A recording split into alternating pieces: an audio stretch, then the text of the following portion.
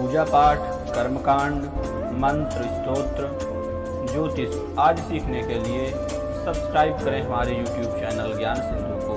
साथ ही bell icon पर press करके आल के निशान को दबाएं।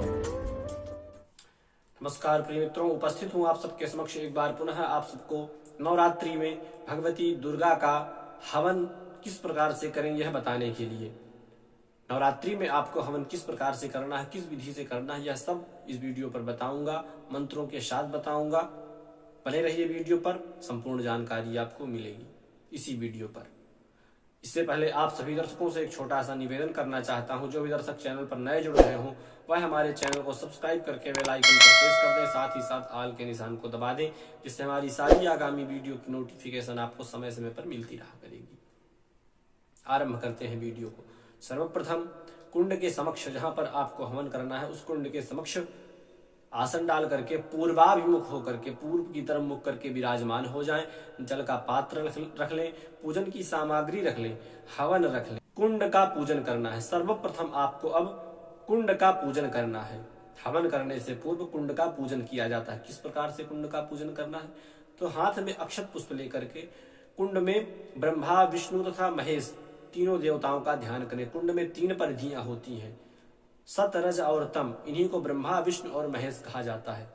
तो क्रमशः परिधि पर तीनों पर, अगर कुंड पर परिधियां नहीं बनी तो ऐसे केवल कुंड पर ध्यान कर लीजिए और अक्षत पुष्प कुंड के सम्मुख छोड़ दीजिए। ठीक है। सफेद परिधि होती है भगवान ब्रह्मा जी की होती है, और एक परिधि होती है काली, वह परिधि भगवान महादेव जी की होती है, और एक लाल परिधि होती है कुंड में, वह भगवान विष्णु जी की होती है। तो इस प्रकार से क्रमशः तीनों देवताओं का पूजन किया जाता है कुंड में। सर्वप्रथम हाथ में अक्षत पुष्प लेकर के ब्रह्मा, विष्णु, महेश तीनों देवताओं का ध्यान करेंगे। क्रमशः मंत्रों को श्रवण करिए या मेरे साथ बोलिए। ओम विष्णोराराटमासि विष्णोः स्रवत्रेस्थो विष्णोः स्यूरासि विष्णोर्ध्रुवोऽसि वैष्णवमासि विष्णवे त्वा। ओम विष्णवे नमः। अब शंकर जी का ध्यान करिए। ओम नमोस्तु नीलग्रीवाय सहस्राक्षाय मीढुखे अथोजे अस्यास्तवानो हन्तेभ्यो करन् नमः। अब महादेव जी का ध्यान हो गया। अब ब्रह्मा जी का ध्यान करें। ओम ब्रह्मज्ञानं प्रथमं पुरस्ताद्विसीमतः सुरुचो वेन आवाह साबुधन्या उपमा अस्य विष्ठाः सतश्च जोनिम सतश्च विवाह। इस प्रकार से ब्रह्मा, विष्णु तथा महेश तीनों का ध्यान कर लेने के पश्चात अक्षत पुष्प तीनों परिधियों पर थोड़े थोड़े छोड़ दें। अगर कुंड पर परिधि नहीं बनी हुई है तो कुंड के सम्मुख छोड़ दें और तीनों परिधियों में 4-4 बार जल का प्रक्षेपण करें। पादयोः पाद्यम हस्तयोर अर्घ्यम मुखे आचमनीयम सर्वांगे स्नानीयम जलम समर्पयामि। अब तीनों परिधियों पर चंदन लगा दे। ओम त्वां गंधर्वाय खनस्त्वामिन्द्रस्त्वां बृहस्पतिः त्वामोखधे सोमो राजा विद्वान् क्ष्मादमुच्यत। पुष्प चढ़ा देवे और अक्षत चढ़ा देवे तीनों परिधियों पर। धूप दीप दिखा देवे तीनों परिधियों पर और नैवेद्य लगा दे। फल या मीठा जो भी हो तीनों परिधियों पर रख दे। अगर नहीं है तो परिधियां नहीं बनी तो सामने रख दीजिए केवल। यह तो हो गया ब्रह्मा, विष्णु तथा महेश जी का पूजन तीनों का। अब आपको पूजन करना है कुंड में नाभि। कुंड में योनि बनी होती है। कुंड के सम्मुख आपने देखा होगा एक पान के आकार का चिन्ह बना होता है। इसी पान के आकार का भी इसी प्रकार से पंचोपचार पूजन करना है। सर्वप्रथम 4 बार जल छोड़ना है। अक्षत, चंदन, अक्षत पुष्प समर्पित करना है, धूप दीप समर्पित करना है, नैवेद्य लगा देना है। यह हो गया कुंड योनि का पूजन। अब कुंड के अंदर कंठ होता है। अगर कंठ बना हो तो ठीक है, कुंड के अंदर कंठ होता है तो उसका पूजन करें। बात कुंड के दक्षिण दिशा में भगवान ब्रह्मा जी का ब्रह्म पात्र रखना चाहिए। अगर नहीं है तो उसमें केवल वहाँ पर ब्रह्मा जी का आसन दे दीजिए। अक्षत पुष्प छोड़ करके उनको वहाँ पर नमस्कार कर लीजिए। क्योंकि आप घर में यह पूजन करेंगे, घर में यह हवन करेंगे तो यह कोई विशेष जरूरी नहीं है, लेकिन करना चाहिए। ब्रह्मा जी का आसन वहाँ पर देना चाहिए। इतनी विधि हो जाने के बाद अग्नि आपको प्रज्वलित करना है। अग्नि के मध्य में लकड़ियाँ तथा थोड़ा सा कपूर रख दीजिए और आग्नेय कोण से आपको अग्नि को जलाना है, अग्नि को प्रज्वलित करना है आग्नेय कोण से। आग्नेय कोण किसको कहते हैं? पूर्व और दक्षिण दिशा के कोने को आग्नेय कोण कहते हैं। तो आग्नेय कोण में खड़े होकर के आपको अग्नि प्रज्वलित कर लेनी है। अग्नि प्रज्वलित कर लेने के बाद हाथ में अक्षत पुष्प लेकर के भगवान अग्नि देवता का ध्यान करना है इस प्रकार से। ओम चत्वारि श्रृंगात्रयो अस्या पादाद्वे शीर्षे सप्तहस्तासो अस्या त्रिधा बद्धो वृषभो रवीति महो देवो मर्त्याम आविवेश ओम अग्निदेवाय नमः।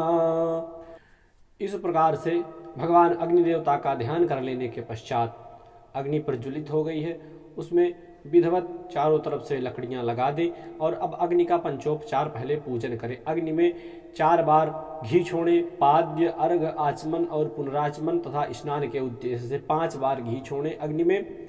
और फिर उसके पश्चात अपनी उंगली में चंदन लगा करके इस उंगली में अग्नि के अंदर ऐसे छोड़ दें और अक्षत अग्नि के अंदर छोड़ दें। एक पुष्प अग्नि देवता को दिखा करके अग्नि से बाहर छोड़ दें।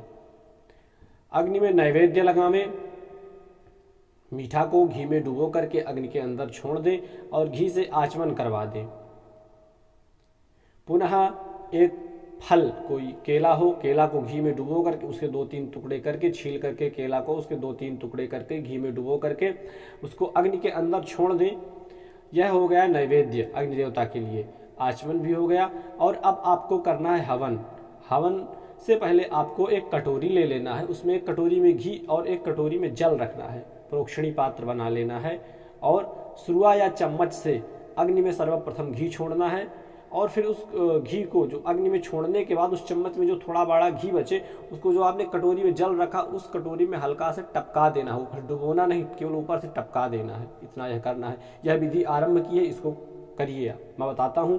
बोलना है आपको ओम भूः स्वाहा, यह बोल करके चम्मच से या सुरुआ से थोड़ा सा घी अग्नि में टपका देंगे। ओम भूः स्वाहा, ओम इदमग्नये नमः, नमः में थोड़ा सा घी जल वाली कटोरी में टपका देंगे। इससे आगे ओम भुवः स्वाहा, पुनः चम्मच से थोड़ा सा घी अग्नि में टपका देंगे और उसमें चम्मच में बचा हुआ शेष थोड़ा सा घी कटोरी में पुनः टपकाना है, यह बोलते हुए इदम वायवे नमः। इससे आगे ओम स्वः स्वाहा, अग्नि में घी छोड़ेंगे और शेष चम्मच में या सुरुआ में बचा हुआ घी पुनः उस प्रोक्षणी पात्र अर्थात जल वाली कटोरी में टपका देंगे। इदम सूर्याय नमः। इस प्रकार से यह कर लेने के बाद आपको आहुति करना है। सर्वप्रथम भगवान गणेश जी की आहुति करना है। अगर गणेश जी का मंत्र नहीं आता, ओम गं गणपतये नमः स्वाहा, यह बोलते हुए आहुति छोड़ दें, या गणानान्त्वा मंत्र को पढ़ करके छोड़ दें।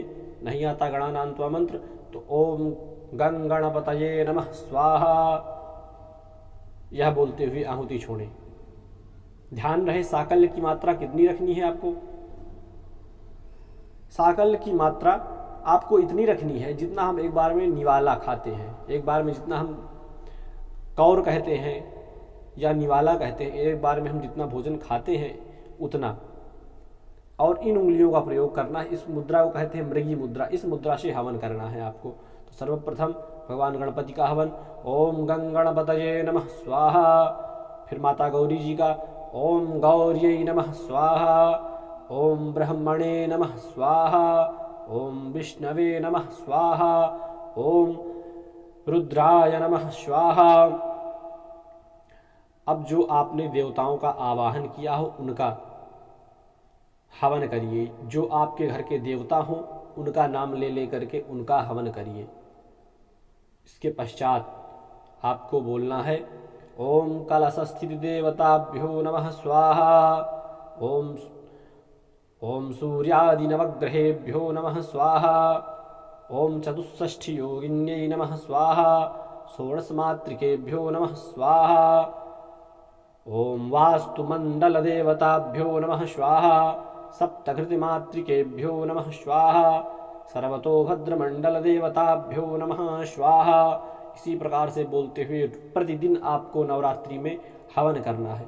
इतनी यह विधि हो जाने के बाद आपको भगवती माता दुर्गा जी के मंत्र ओम ऐं ह्रीं क्लीं चामुंडायै विच्चे, इस मंत्र से कम 1 माला हवन करना है। ओम ऐं ह्रीं क्लीं चामुंडायै विच्चे, इस मंत्र से 1 माला हवन करना है।